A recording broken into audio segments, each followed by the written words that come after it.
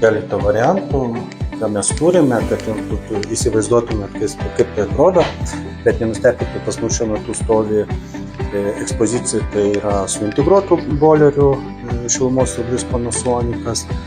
Jame yra 185 litrai, dažniausiai tai nedidelė šeima, iki 2 asmenų, tai pakankamai užteks. Jūsų atveju reikia, kadangi poreikis vandens yra gan didelis, tai nuo 300 litrų rekomenduočiau, kad vidinis blokas, kuris neužima daug vietos ir pakabinamas ant sienų.